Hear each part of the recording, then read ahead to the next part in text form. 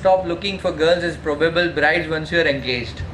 So once you have frozen on a design, you need to marry it, at least for a certain amount of time.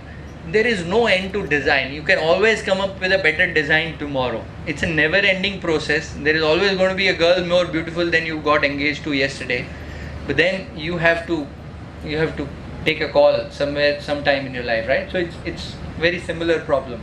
A very common question, that how do I have a beautiful website? I mean, a lot of people ask me, how do I come up with a groundbreaking website, fantastic website?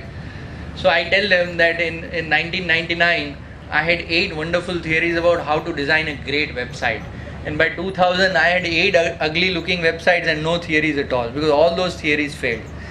There is no single size that fits all. Every business idea needs a different kind of approach, and it's not a product. It's not मैंने पैसा फेंका तुम तमाशा दिखाओ types. You cannot just give money to your provider and get away with it without getting engaged in the process. It's a continuously evolving process, but it has to be done in batch mode. People in the quest of having a beautiful website delay their project for 2 years, and I tell them that 2 years is the age of a website. So you would have had a poor looking website, let it work for 2 years, and by the time you have a fantastic idea on how to get a website, it would be already time for a new one, right? So it is not a one time investment. It's a continuous investment. It's a continuous process.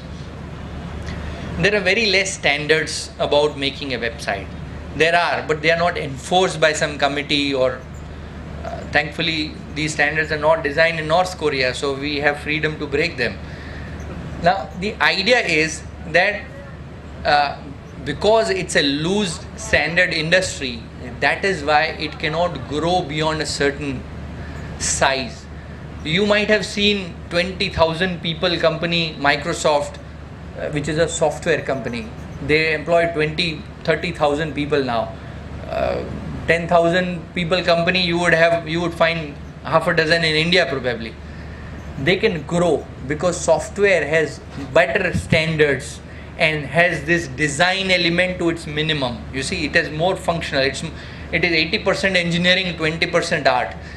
Whereas website is 50% engineering, 50% art. That is why it cannot grow beyond a certain size.